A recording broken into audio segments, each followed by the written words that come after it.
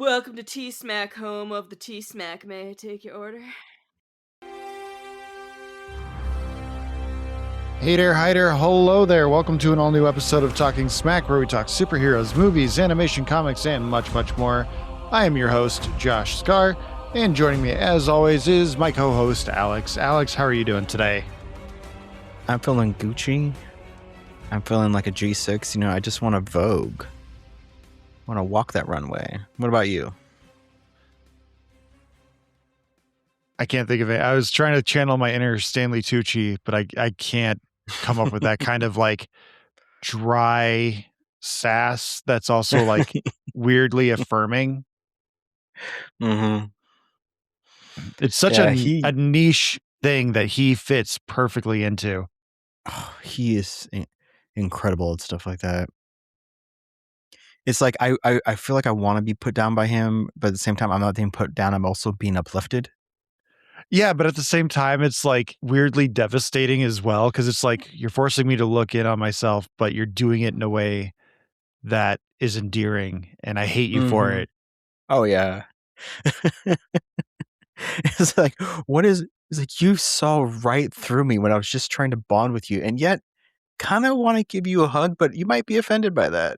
We haven't seen each other in 20 years, and yet you know who I am immediately at my core, and you know how to make me better. Oh, yes, exactly. And then just completely destroyed. And then out of nowhere, he's Merlin. That's a Transformers 5 reference if you didn't understand that one. Building up to it. Oh, that movie was so bad. I'm surprised. I'm not shocked that Stanley Tucci came back. Like, I could see him just like he built a rapport with Michael Bay, and they went, "Hey, we have a small role where you get to play Merlin as a weird drunk if you want to. Mm-hmm. You want to come back and do that?" And he's sure. What else am I gonna do? And how make $600,000 for a day's work and get sent off to Greenland or Iceland or wherever the hell they filmed that? This is something we should discuss eventually, but movie sequels that were obviously scripts for something else. Because Die Hard, all the Die Hards after the first one were other scripts that they just put Die Hard references in. And you absolutely know that the last 2 or 3 Transformers movies were something completely different, and they just slammed in some Transformers references because they could put big bot battles in there. One of my favorite podcasters, Nick Mason from The Weekly Planet, he has a big old theory about Transformers 5 where they were data mining whatever they were doing to find a script to turn into the next Transformers movie. And one of the people in the writer's room was like, well, I have this story about a young woman who finds herself being a descendant of Merlin, but the twist is she doesn't believe in magic, and she's like very scientifically based and fact based, but out of nowhere she has to realize that magic is a real thing and accept her destiny as being a descendant of Merlin and tame the dragon to save the world. And they're like, can we put robots in there? Can we figure out how to put Transformers in there? And they're like, yeah, I guess. And okay, cool. You can have a writer credit. Yep. And that person, they were like, I would like one additional request. Okay, what is it? Marky Mark cannot make references to Romeo and Juliet laws in this one. And Anthony Hopkins has to be in it. She had the pull. There's what Mr. Sunday and Nick Mason, when they talk about the last Transformers Michael Bay movie, they make a comment about how they realize that it seems like that's the movie where Michael Bay realized that you can say shit as much as you want and it doesn't affect your rating, because like every third line of dialogue is like shit. That would not surprise me. Did I ever tell you? So back in the day, when physical media was a thing, thankfully it's making a comeback.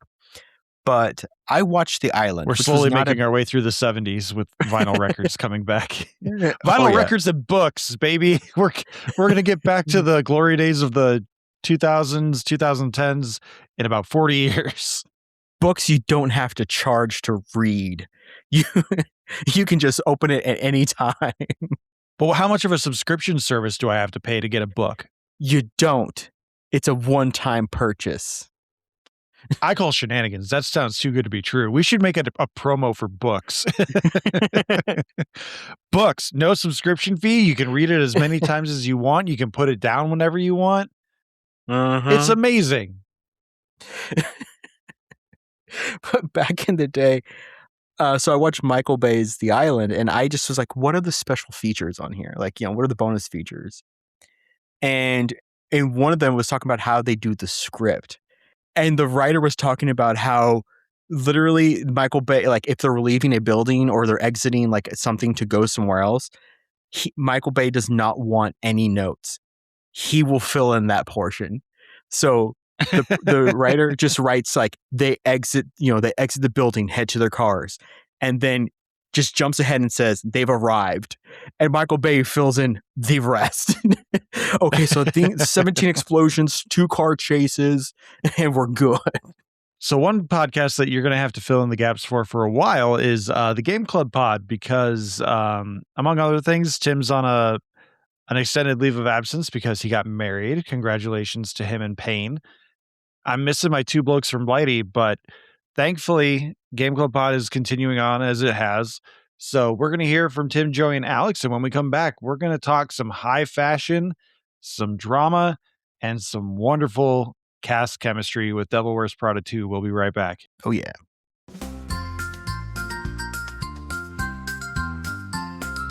Welcome to my friendly game club, where everyone is welcome. The podcast where we share, we play, we run and sing. Well, we don't run, but we do sing. Hey kids, are you looking for a new favourite fortnightly video game review podcast? Then boy howdy have we got the show for you. We take a different game every 2 weeks and we review them just like a book club. You can find us on all good podcasting platforms. And some of the sketchy ones too. Simply search for the Game Club podcast and join the club today. So do you think they don't run because they don't want to? Or do you think they don't run because it's polite not to run in a public space? It's polite. I think so. They're from England. They like soccer. You need to be able to run to play soccer. I think not running is because they're so fantastic at queuing. Yes. Queuing with a Q. Yep. I understood the reference. My subtitles were working. That's right, because we're actually a visual medium. As we record this episode with no cameras on because one of our internets is not working properly. So we have to try and save as much bandwidth as possible. Hashtag first world problems. Oh my God, I have the hiccups now. This is terrible. This is episode 250. Normally we would be doing a SMACdowns, but life has been hectic and I have not had time to do our usual social media things and getting together our usual cast of people to coordinate to be here. I know I'm not going to have the time to edit an episode with 4 lines of dialogue, but we have the next best thing. We have an all-star cast in The Devil Wears Prada 2. This is a Lego sequel that weirdly shouldn't work to me, but it really did. Especially considering I've only ever seen the first one once, and that was in theaters with, I don't even remember who I saw it with, or maybe I went and just saw it because I'm like, ooh, Anne Hathaway, pretty. The only thing I remember about the first movie really is the boyfriend was a dick, and he was like, you're changing, you're becoming a different person than the person I started dating. How dare you? I even talked with Ricky as we were getting ready to watch the movie, Devil Wears Prada 2. I was like, I don't remember much about the first movie, but was the boyfriend supposed to be unbearable? And she's like, yeah, it's an empowering story for Andy. It's like, oh, okay, good. As long as I remember that the boyfriend was a dick and I was right about it, I'm good with that. But when was the last time you saw Devil Wears Prada 1, Alex? Circa 2006 or 2007? I know I saw it in theaters. I remember the bit they did at the Oscars being a little just awkward and slightly off-putting. They had Emily Blunt and Anne Hathaway both up there, and they're like, oh, she's there in the audience. Acting, like pretending like their role's still going on, and they cut to Meryl Streep looking unamused, which Either she was unamused because they were doing the bit or because she was playing Miranda. But I Could be a little bit of both. Oh, yeah. I remember enjoying the film. I remember, I believe I read the book after the movie came out. And then everyone said the sequel was really bad. So I didn't read the sequel.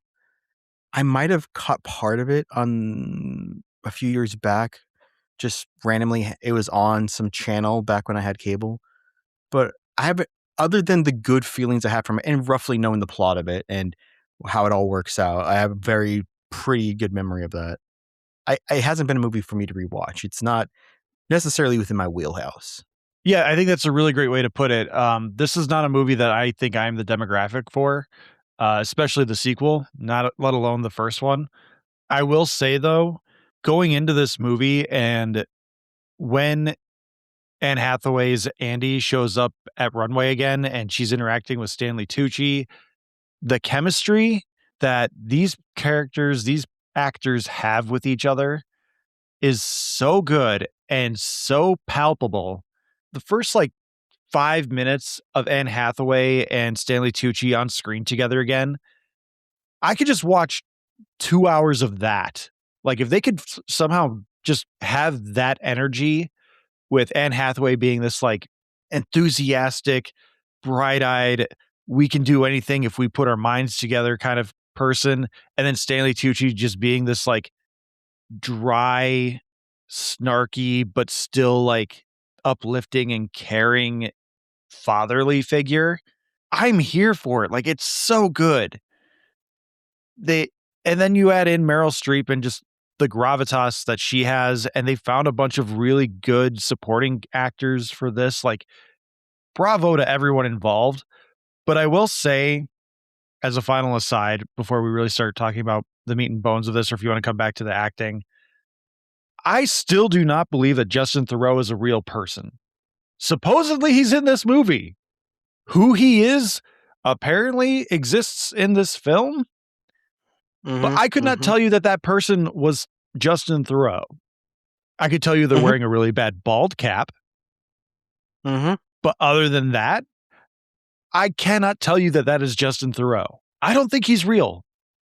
I think they just find random people who have roughly similar facial structures, put them in really weird ass movies, and say that's Justin Theroux.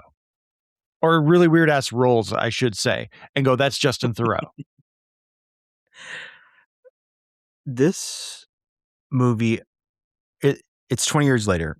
It is a Lego cool, but they did some smart things. They brought back the original director. That's David Frankel. He did Marley and Me, The Big Year, which I really like. I found The Big Year a really sweet movie.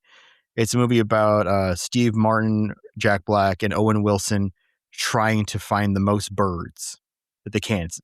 It's a sweet movie. I love it. It completely bombed at the box office. It only made about $7 million, which is, I'm guessing my wife and I contributed about, $15 to that.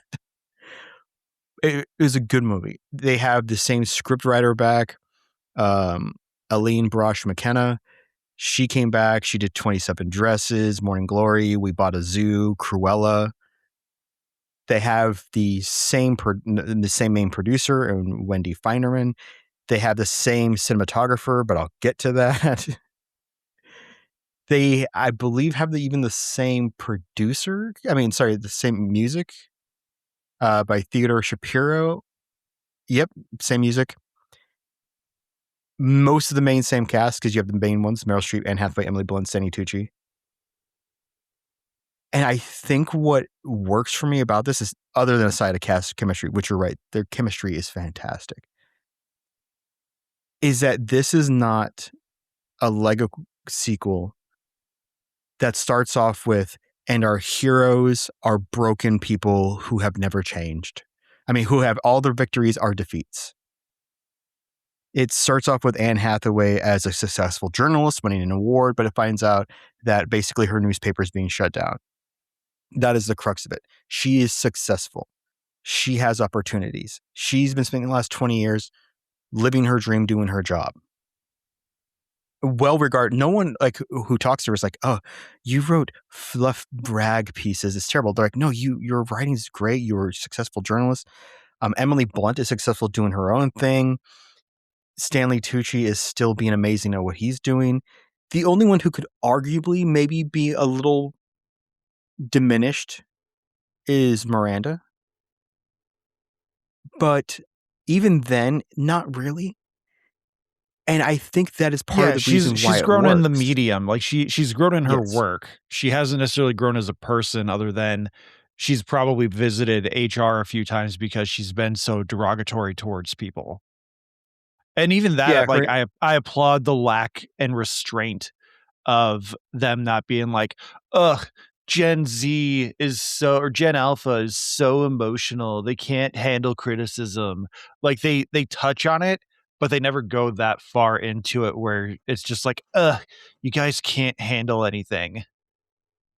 Yeah, even her newest Emily, her assistant Simone Ashley, who I think is fantastic in this. She has been in Bridgerton, and I know her from Sex Education. She doesn't have this power of like, I can report you to HR. Her thing is to lightly go, don't continue on this road. We've talked about this. Even then, it's a little admonishing and not subjecting or power over her. It's more like, come on, which I dig. But I think that's part of the reason why this works is it doesn't start from a foundation of which anyone is destroyed or ruined or regressing themselves. And they're that same roguish person that you know and loved, even though they're like 70 now. No, they are still pursuing their dreams. They have somewhat achieved them, have a setback. And that setback is the crux for continuing the story.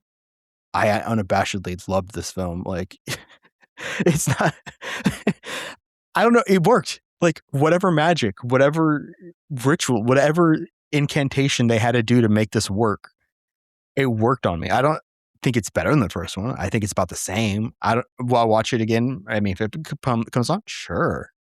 But whatever magic they had to do this right, to make this feel good, to progress stories, to let this cast just bake with each other is fantastic.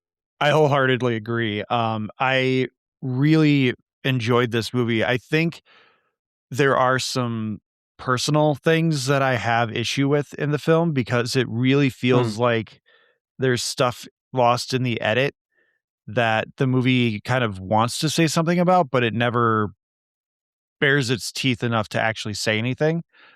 But even with that, I'll like if we have time, I'll get into it. If not, it's not important. But I wholeheartedly agree with like everything you said. I weirdly found myself really enjoying this movie. I even was like, do I need to get the first one? Do I need to find the Blu-ray of the first one and have that so like my kids can watch it and so I can watch it again? And then when this comes out, like buy that one too, which I have no problem with if I feel so inclined. Like I'll sit on it for a little longer. I literally got out of my show about 2.5 hours ago, so maybe I'll change my mind a little bit tomorrow. But the chemistry, the storytelling, the pacing, everything is on point. Like this movie does everything it sets out to do, and it does it with such a charm that I'm so willing to forgive so much of the like, look at how the rich live and how we should aspire to live like them. Yeah. Like that, and Yeah. like that's not even really the full message of it. It's like, find the thing that you're passionate about and you should be able to make a living wage. But like they do it in such an extravagant way. And not extravagant as in like beyond the realm of possibility, more just like glitz and glamour. It is a little self-referential as well, where like they just start dropping cameos out of nowhere at certain points. Like Karl Anthony Towns, a famous basketball player, is just there hitting on Anne Hathaway at some point in the film. And I'm like, shoot your shot, man. No pun intended. But this movie does continue the trend of men that I think Anne Hathaway's Andy Sachs is too good for. And she continues kind of like shooting below her bar. Because I remember so vividly that the boyfriend in the first film was like, yeah, we're living off $20 a month in my shitty apartment with 6 other people, but we're going to make a difference because I'm a chef and you're a journalist and we're going to make life better for everyone. And then he gets all whiny and depressed because Anne Hathaway becomes a good or like a different person because through life experiences, and she starts making money. And he's like, "Oh, you have money now? You're fucking gross and a sellout." And she's like, "Well, I'm going to go make out with this dude with 2 caterpillars on his face. So, whatever." And like, "No, Anne Hathaway, he's just as bad, just in different ways. And look at those eyebrows. They're so fucking weird." We'll agree to disagree about the new love interest. I think he's remarkably average, other than the fact that he's apparently an amazing contractor. But he's just like so cookie cutter ideal boyfriend material that it's just like uninteresting. They make him interesting because they make him Australian. That's the only interesting thing about him. That's basically what it is that he has that nice accent. And I mean, they never did it, but I'm pretty sure he looks good with the shirt off. Oh yeah, like those biceps are not doing a lot of.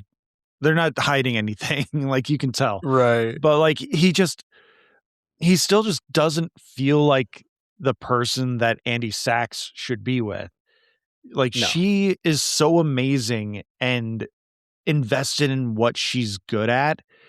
She deserves someone who, and like they go to an extreme degree of trying to make sure that we are on board with this guy, where they go out of their way and say like, "Oh, I read your 4-piece article about this thing." And she's like, "Oh man, I dated people who never even bothered to read my things. And like all of a sudden you're doing that. I guess we're dating now."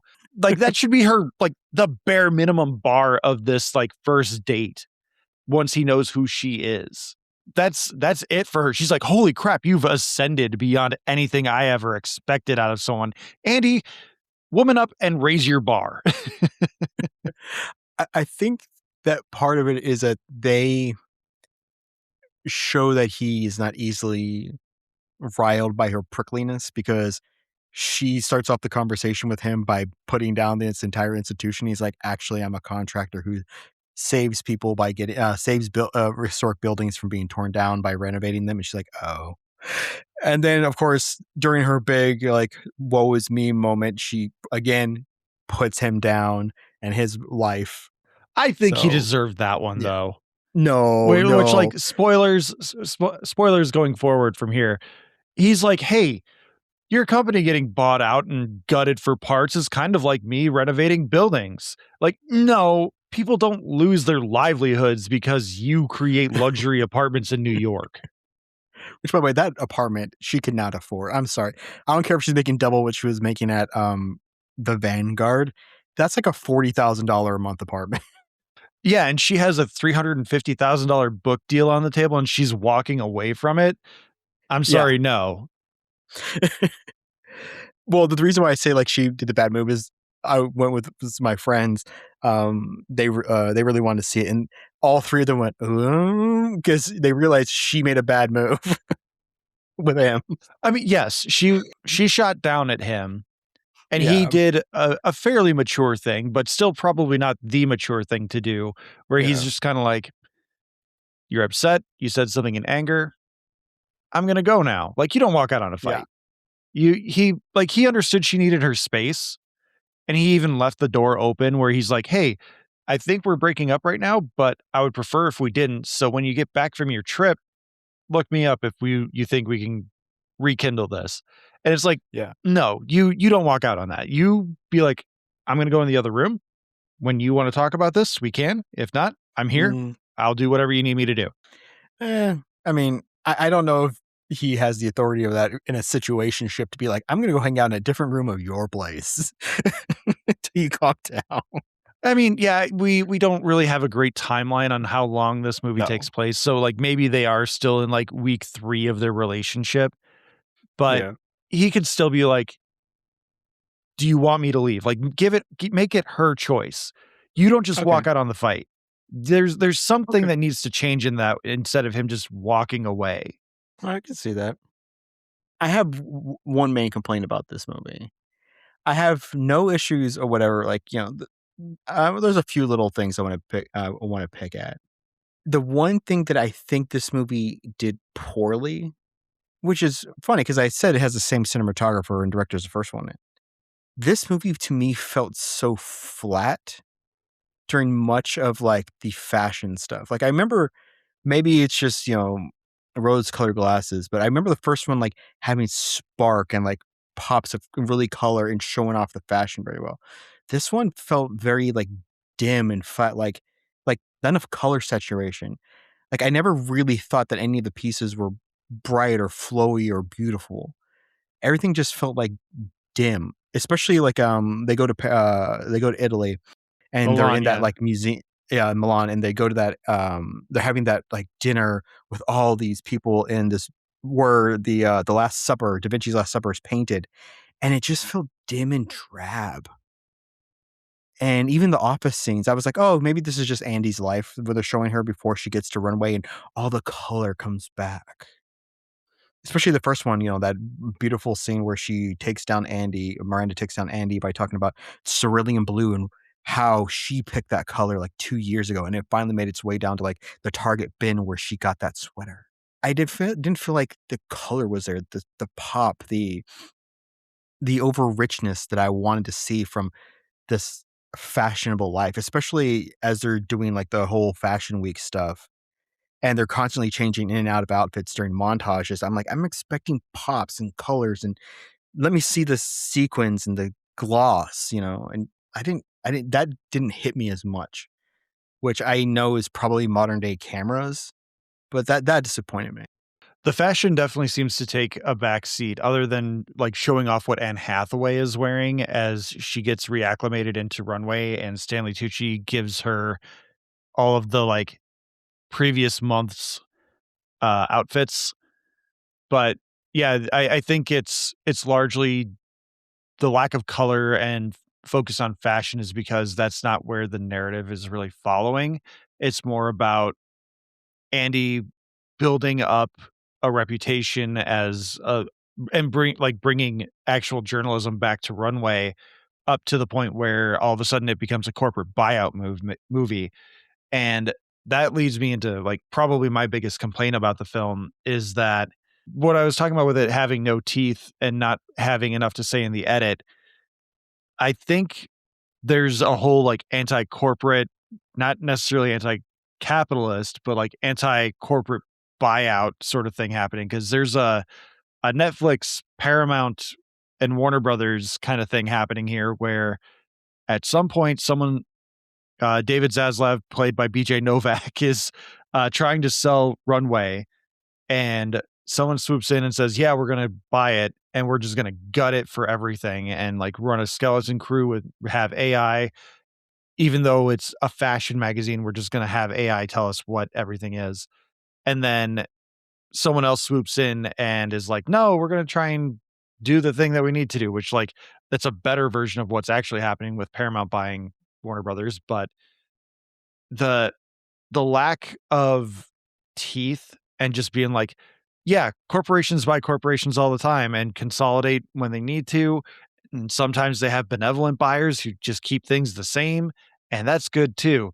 And I'm really just sitting here like, you could say so much more. There's so much more here to say, but we're just focused on Andy and Miranda finding common ground, I guess, is the main focus of this. So I guess I can live with it because God, Anne Hathaway is pretty and charming, and everyone is just on their A game in terms of their acting prowess. So I guess I'll just turn a blind eye to this for now. But like that was my biggest thing is that it really felt like there were a few moments where they were building up to something, and like Nigel's Stanley Tucci's character, they keep building up to like 2 or 3 different points in the film where he's gonna do something and then nothing happens. There's not a conversation that happens with him and Miranda. There's not a conversation that happens with someone else. He doesn't acknowledge anything. He doesn't get that beautiful soliloquy that he had about like in the first one where he's talking about him as a child hiding under a blanket because he's so Oh, into fashion yeah. magazines. Like there's none of that. He's just there and he's kind of the fairy godfather of the whole thing because at the end of the film, we find out that he's the whole reason that Andy's even back at Runway. And it just really feels like there's just little storytelling beats that are missing, but the chemistry of the cast and the charm of the dialogue and everything in between bandies up a lot of those holes that would normally just shine through like a beacon of like, hey, unfinished plot thread here, unfinished plot thread there. Yeah, I think you're right, because I feel like this film has a few moments for me that stood out, that there's little idiosyncrasies that are probably either reshoots or things that they had to put in and didn't fully think over because it would be humorous. So film starts with Andy, 20 years as a journalist, getting this award, and it turns out that everyone at her table, which is, her colleagues, have all been laid off. So she goes, while she literally laid off via text while getting this award. So she's doing a little bit of soul searching, but really it seems like that same night, Runway Miranda's magazine, her head features journalist, made a mistake by giving this big fluff piece to a company called Fast Fash, and it turns out they're a sweatshop. So Irv, the owner of the conglomerate that Runway's a part of, is like, fix this. If you fix it, I'll finally make you, Miranda, the head of the global editor for all the brands. And he's like, but to fix this, you got to I'm bringing in Andy to revamp the journalism department completely. And that's really where the story is. Andy discovering how she fits her journalistic intrigue into fashion when she's been a kind of a hard-hitting journalist, like her situationship guy talked about how he read her four-part story on the Federal Reserve last year or whatever. And Miranda navigating this world where she no longer can send people out for 4-week shoots to far-flung destinations. She now has to send people to like Long Island to do TikTok things in in alleyways And stand in front of a green screen. Yes. And so she's navigating that, and Andy's kind of like reveling in that a little bit, because at one point we see Miranda comically struggle to hang up a jacket. And she's like, what's going on? He's like, oh yeah, Miranda's no longer allowed to throw her clothing onto people to deal with. I'm sorry. I laughed in that moment, but I didn't even have like the fridge moment of later on of like, does she not hang her jacket up at home? If that is not the first day she's doing it, she has figured out how to hang up a fucking jacket. That is her Ed from Good Burger moment where he wakes up and he sees his alarm clock. Yeah. Yes, exactly. And I'm like, really? You haven't figured this out yet? That is a little thing, but it's so, like And you said, as a it's just fashion so icon, she breezy. should know how to hang up an item, because she would be like, No oh, shit. you can use a wood hanger for this or a metal hanger for this. She would know Yeah, those things. You have a nice wooden hanger, and you have what the little what is it, that little piece of wood that keeps the moths away? So you have that little, Yeah. whatever that is. And but it's so breezy. It's like the patterns you see life, like they now, instead of having Emily's, she now has a guy, I think his name is Christian, and Christian at the desk or something. It's like one of his I think assistants it's she like doesn't allow. Charlie or Chuck at the chair or something like that. Yeah. Yeah, yes, and he's not allowed to leave the chair even if he has to go pee. Which is great because Amari, her main assistant, is like also keeps him like in place and does everything that he's not allowed to do, like smile and laugh.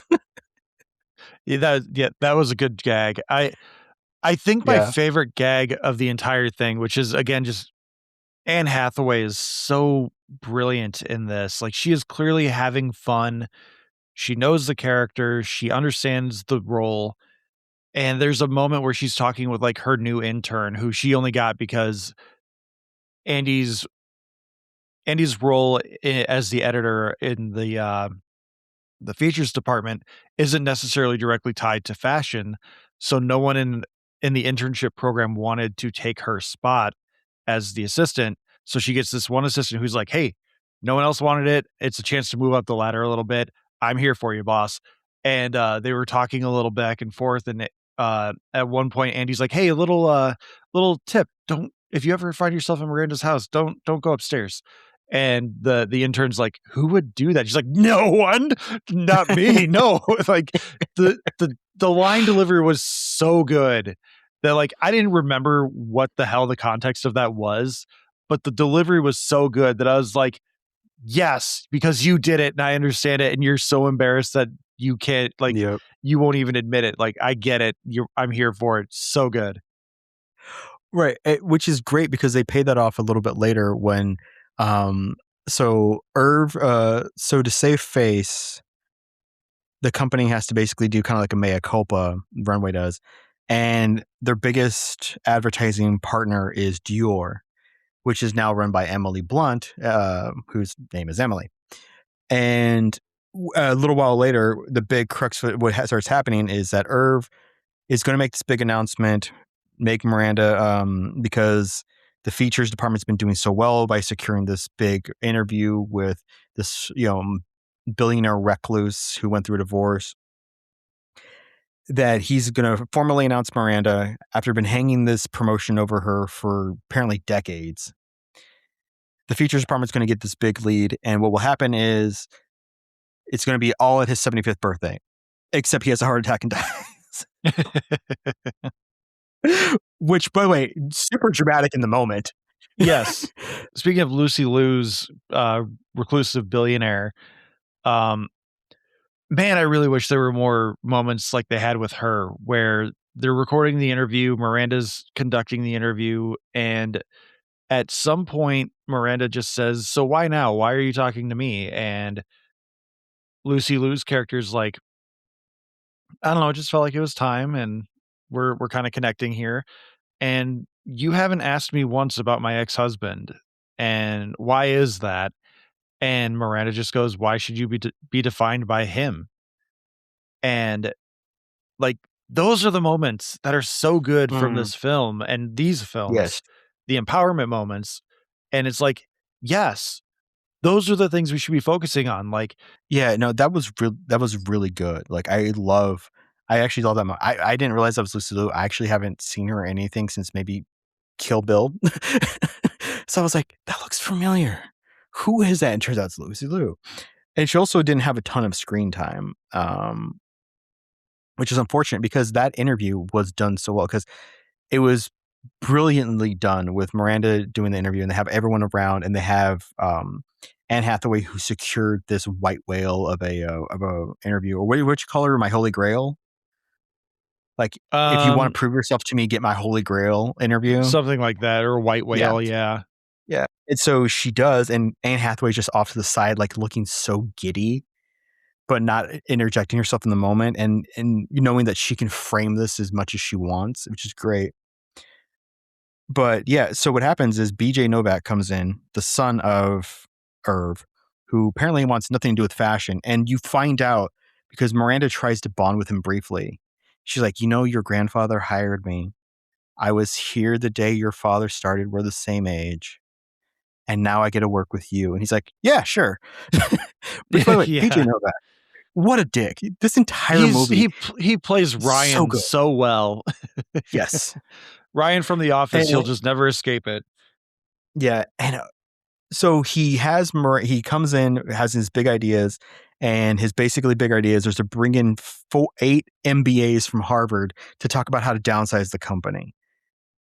And so Anne Hathaway finds out about basically they're going to gut the company and is mad at Miranda for like not fighting back. And that's where the callback comes, where she's like, "Oh, no one goes to second story." Shows up in the middle of the night unannounced at Miranda's house.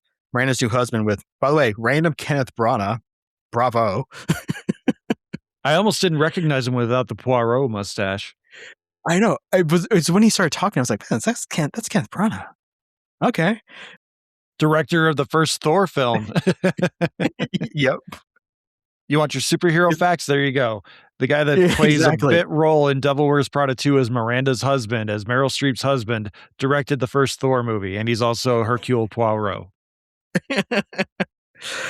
And he gestures that she's upstairs, and so Andy looks upstairs and it starts to head up, and it cuts to him going, "Oof!" Like he's like, "Oh, that's a dumb move." Yeah, I think he literally says "brave girl" or something to that effect. Which I love is that she doesn't even get halfway up the stairs before Miranda just unloads on her and just sends her away basically in tears. Which is just like, it's the complete payoff for it. It's a callback, and again, you don't intrude on a woman's second floor. No Unless matter invited. what Sabrina Carpenter tells you. That's a reference that goes to- over my head. Sabrina Carpenter is a somewhat famous singer right now who has a song. I know that. called I don't know House the Tour. song. Okay, it's called House Tour. It's talking about her lover coming over and visiting the first, second, and third floor. Bougie how she's had lady things with freshly her whacked. 3 floors, man. Oh, 3 floors. That's a euphemism, isn't it? Yes, it is. Especially how Okay, she I paid mean, a ton I for the understand waxing. things. I have media literacy. Yeah, but that is kind of like the catalyst. BJ Novak just being Ryan.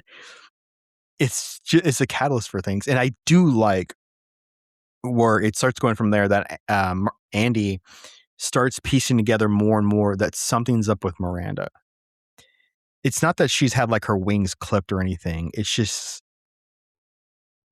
whatever fire she had 20 years ago is made her a little listless. These years of things being dangled over her head, the adjustments she has to make, but she knows she still has her talent. Stanley Tucci still has his talent. He's still freaking amazing. Like when Andy comes to him and is like, "They're gonna gut everything," he's just like, "Okay," and he just continues to his work, deciding what the next book's gonna look like. Which I loved that as well. He's just like, "Oh, okay, cool, downsizing, whatever, don't care. I have work to do." And I love that. I actually do love that they don't show Miranda like broken. They show her just dealing, and her dealing versus rage and like her like impetus to put everyone down makes Andy make drastic decisions that are detrimental to the plot. But at the end of the day, Yeah. it creates a ripple effect that also allows her to fix everything. It does. I know, and I like that. I like that too. I absolutely love that too. I will say that yeah. what you're talking Yeah. about with Miranda being listless, that's probably the other big part of like the actual storytelling narrative that I really just kind of fell off with the edit, or maybe there was a reshoot where Miranda did retire and left Nigel to run everything, because they seem to set that up where Miranda Mhm. abandons the fashion show in order to go and help facilitate the final sale of, or the like, what's the proper term? Hostile takeover. That's Yeah, House Takeover. There you go. yeah, where she's there to facilitate the hostile takeover bid from the allegedly Justin Theroux, whoever he's playing. Wait, Justin Theroux. That's Justin Theroux. That guy. That was, yeah, the guy that the billionaire that originally bought the did the first, he did the Netflix buy, and then Oh, yeah, he's the ex-husband to Lucy Liu. who Emily Blunt has now like leached herself on. Yes, and that's like the final spoiler. I was hoping maybe we could avoid that one, but yeah, Emily Oh, Blunt is sorry. actually the real bad guy in this one. So yeah, Miranda leaves the fashion show to help facilitate this hostile takeover bid from Lucy Liu, and they set up earlier that like Nigel wants more, but he believes that Miranda will give it to him when she thinks he's ready, and he won't make a fuss about it because other people have made fusses and now they're not there. So he just does the day to day, and he just hopes one day maybe Miranda will see him for the work that he has done and reward him as such.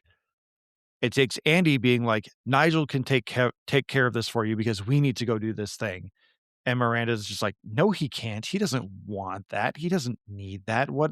And then she like kind of talks about him a bit, and she's like, oh, maybe he does. And he gets to give this speech that he wrote and be the face of this fashion show, which is what he's worked for his entire life. And then Miranda has also talked like, I think it was like the previous scene, her husband shows up and she's like, when will I know I'm ready to retire? And he's like, you'll just know. Like, wake up tomorrow and do your put your best foot forward and see where that takes you. And then at the end of the movie, it's just like everyone's where they are. Andy's still at Runaway, Nigel's still doing his thing, and Miranda's still doing her thing. Like no progress outside of that. And it's like, you set it up.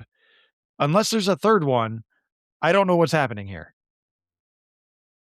See, that actually didn't bother me because everyone got what they wanted. Miranda's now head of the global brands. He's the head of Runway. Andy gets her big features department.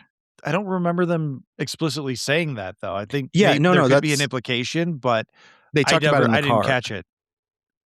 Yeah, so they talked about it in the car. So what happened is that Emily Blunt just wanted Runway to basically make it all about her. Which, by the way, that was a great scene where Andy figures out how much she effed up, and that Emily and Miranda have had this hostility towards each other for 20 years now. And we finally see that fiery Miranda, where she just takes down Emily Blunt of like, I did not, she's like, didn't stop you. I sent you where you belong. That was such a good line. That was a line that's there.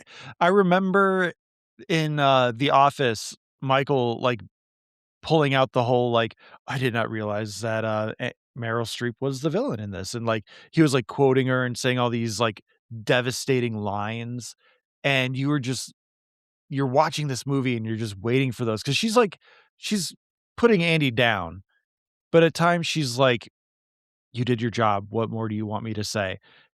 And then when she says that to Emily Blunt, where she's like, you're a retail girl. I put you where you belong. You didn't belong here. You belong there. And it, like, such a devastating line that is absolutely true. But it also just rings with so much disdain for having to say it because she doesn't realize it herself. It's so good. Oh yeah. But when they do the final bid to get it souped in, they're buying the entire the person is buying the entire brand, buying the entire conglomeration. Yeah, they're buying like the entire umbrella. Yeah, so Miranda they mentioned Miranda's finally going up, and he's going to get her big features room with all of her friends that she can hire, and Stanley's stepping up. Stanley Tucci's stepping up. Okay. Yeah, I guess I didn't quite. Yeah. I maybe because it just wasn't so explicitly said as much, or they didn't bring up Nigel in that instance. I guess I just didn't catch that Miranda got her promotion. She was just staying in that office. Yeah, why would you leave your office, man? It's a badass office. She's the head of global. I mean, I guess you're in New York already, so yeah. Why would you leave? And she's 75, so she's probably not wanting to go live in like headquarters in Germany or something. No, she's got her house in the Hamptons. Which I another thing I love about this movie is random Lady Gaga concert to promote her new single. But that it should have been Edge of Glory. That would have been like so much more on point. Because of like the thing that they're going to do. Like I think Edge of Glory probably would have been a better song, or Born This Way, like any of those, but obviously those are 20-year-old songs, so you're not going to help promote your new album with that. No. But finding out that apparently Miranda and Lady Gaga have hostility with each other because of her putting Gaga on the cover, but Gaga being a complete monster to her. And then it turns out Gaga thinks she's a complete monster to her, and they both just hate each other.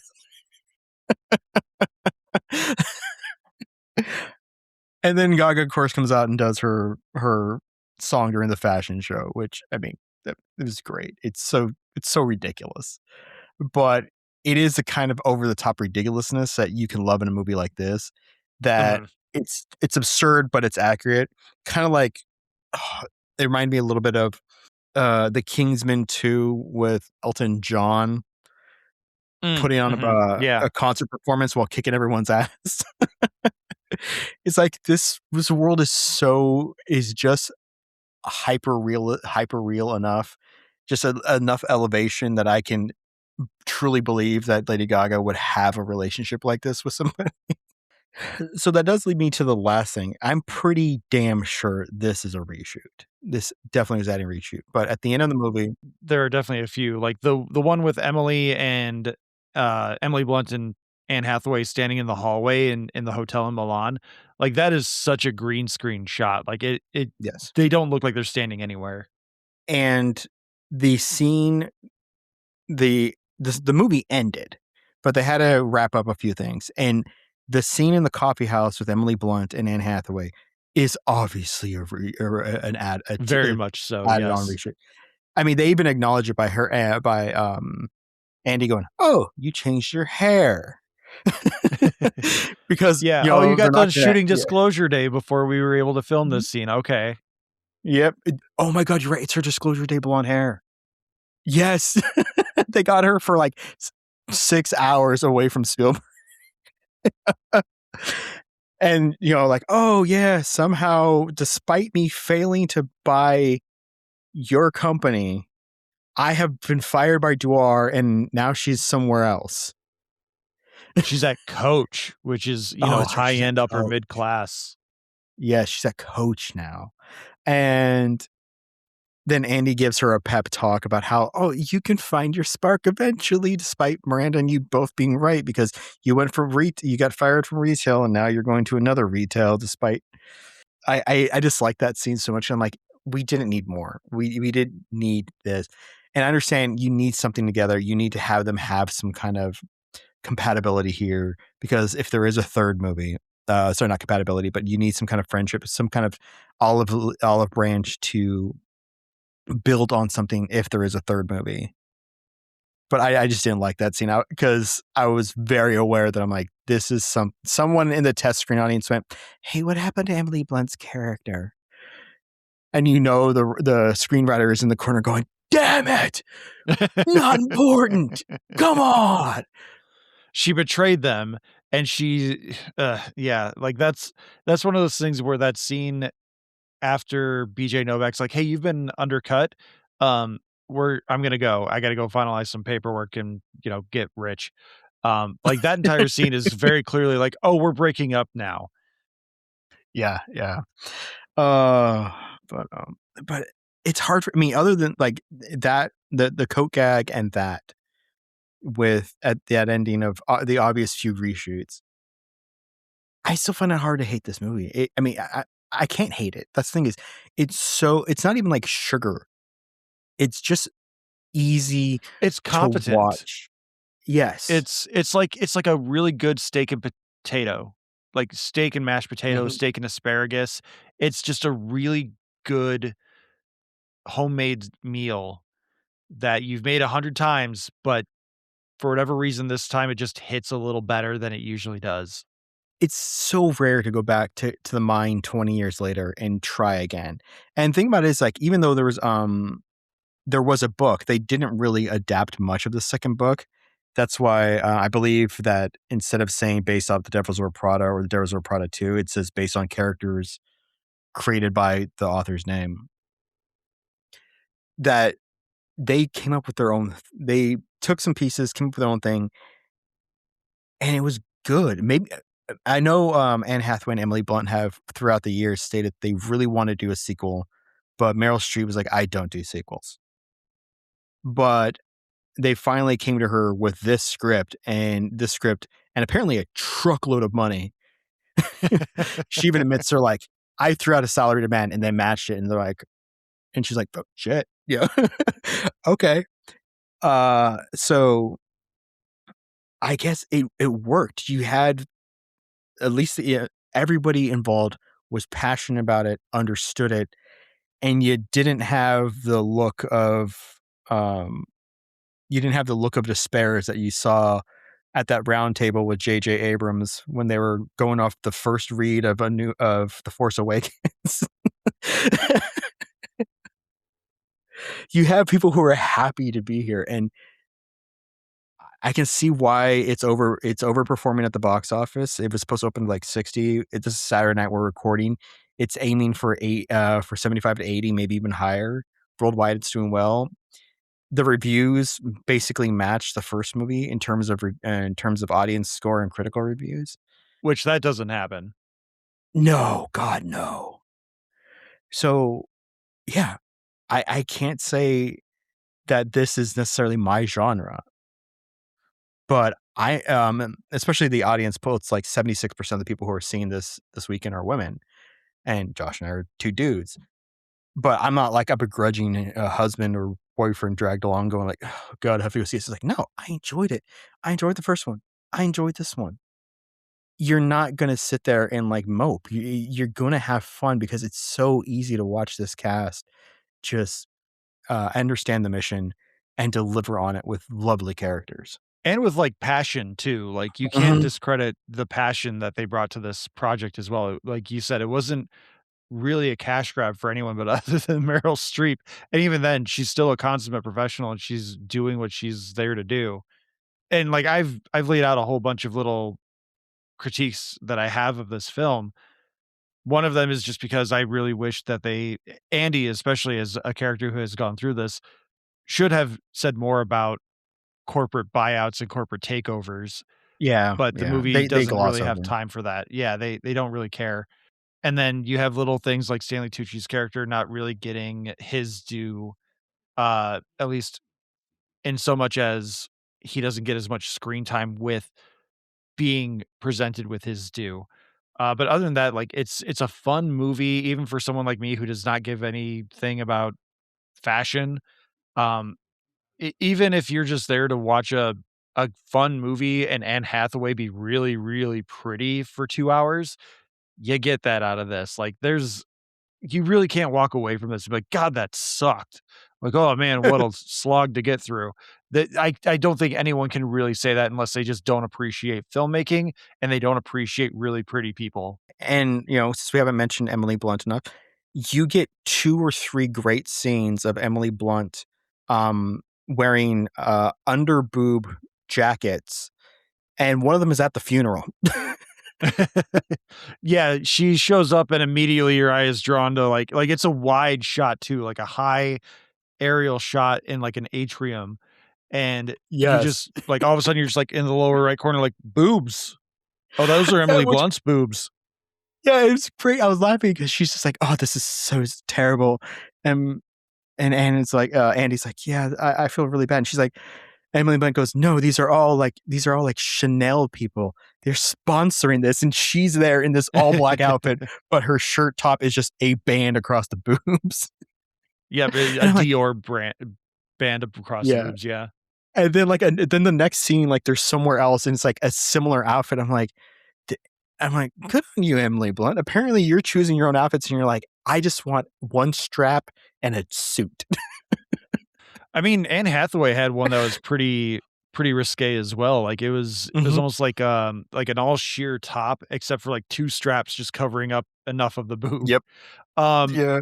Speaking of risque stuff, though, one of the last things I'll talk about here. This is rated PG-13. Am I correct? Yeah, it's PG-13. They dropped 2 F-bombs. Did they? You have Anne Hathaway in her press conference where she says it's fucking bullshit. Oh, on the phone. Yeah, on the phone. Yeah. No, she wasn't even on the phone. Like they were watching a video of her and she's like, it's fucking bullshit. Yeah, no, and sorry. Then he was showing it to Irv and he was showing the video on his phone. Yes. Oh, that's right. That's yes. right. I thought, yeah. And then maybe that's the thing. Maybe because it's on the phone, it's like digitally altered a little bit. But then you have when they're in the chapel with the Last Supper and everything in Milan, you have Justin Theroux's character in the background, and he drops an F-bomb.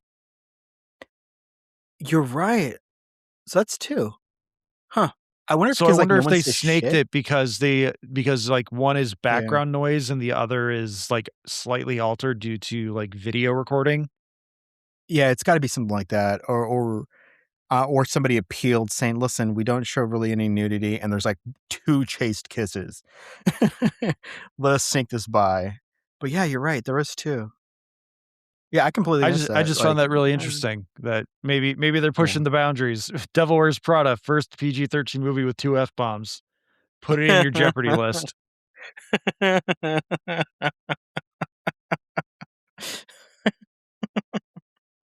All right. I think we've said enough. Like Devil Wears Prada 2, weirdly a must see. yeah, it's good. Oh, All you know right. what? I found a What website, and it does confirm. It confirms that you're right. It has 2 scenes of strong language, which are F words. Yeah, I guess that. Yeah. Hmm. Yeah, maybe they snuck around it somehow, but yeah. yeah, because I Sorry know interrupting you. no, you're good. I know one of the like more random trivia bits I have rolling around in my head is in Secret Window. One of the reasons they were able to get Johnny Depp to scream fucking so much is because they made it a thing in the movie that because he's on like a wired corded phone that he's gonna yell so loud that it's gonna like crackle the receiver. And so when Weird. he's saying like, "Get your fucking," like they like threw a crackle in there because like I don't know if you're supposed to say fucking in a PG-13 Yeah. movie, like you're allowed fuck, but like adding to it in some fashion is like a no-no, I guess. But Mhm. because they added some kind of like modulation to it or sound effect to the thing, they were able to like snake around it. Interesting. Huh. I only know that because I listened to the director's commentary years ago and was like, huh, that's strange. Back when I had time to watch director's commentaries instead of just making my own.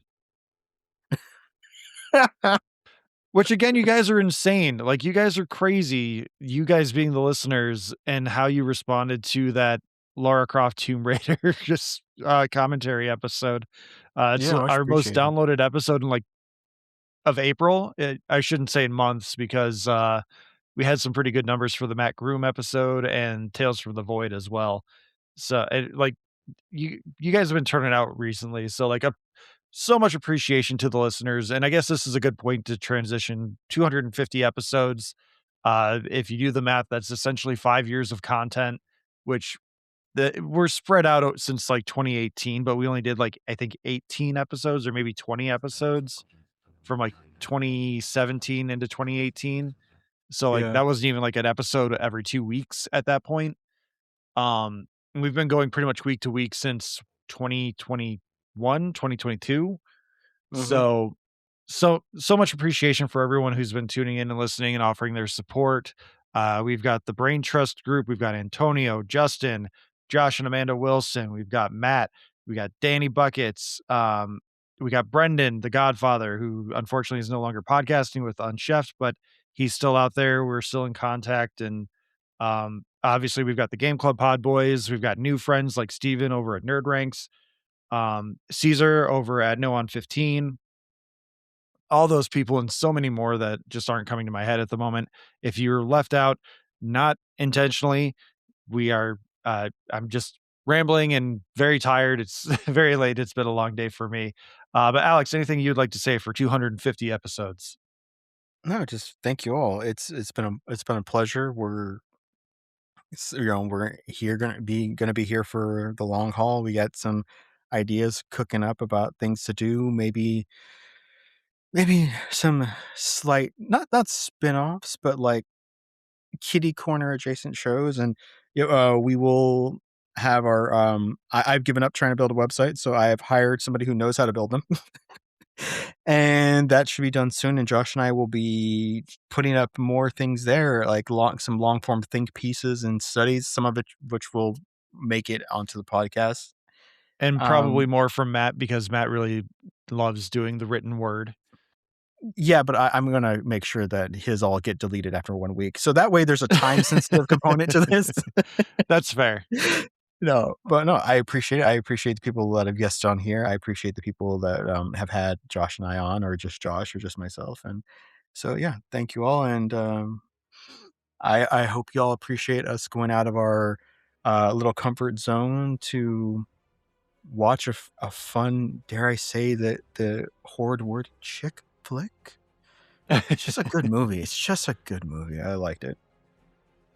Alex, let everyone know about the Discord where they can congratulate us on 250 episodes. It is tsmackpod@gmail.com. You can click the link below. Feel free to join in. It's where we post the majority of our movies, comics, animations, trailers, all the news that comes out, like and our thoughts on them. You know, you get our quick reactions, like, well, did we like the trailer? Did we not? Did we like this movie news and not? You know, it's where we find out that Scrubs is getting a second season. So huzzah there. And don't forget to follow us on Letterboxd, Blue Sky, Facebook, and YouTube. We are at Talking Smack Pod. You can email us at tsmackpod@gmail.com. Leo Allen, another person we need to thank for 250 episodes of music. Also Beppo for our original avatars, Retro Ale Studios for our Ricky avatar. Please like, subscribe, rate, review on your podcatcher of choice. Don't forget to leave comments. You can do so on Spotify, Podbean, YouTube, maybe a few other podcatchers or social media sites that I'm unaware of. But you can leave comments and let us know what you think, or congratulate us if you feel so inclined. But there is one more person that I need to thank, and that is Alex. Alex, you've been here for well over 200 episodes at this point. This podcast would not have continued without you being here week after week, so thank you very much. And most importantly, there is a TV show out there that people should be watching. What is that TV show? Watch some Star Trek. Yep. Who loves T-Smack? I love T-Smack. Is it true? I do. Ooh.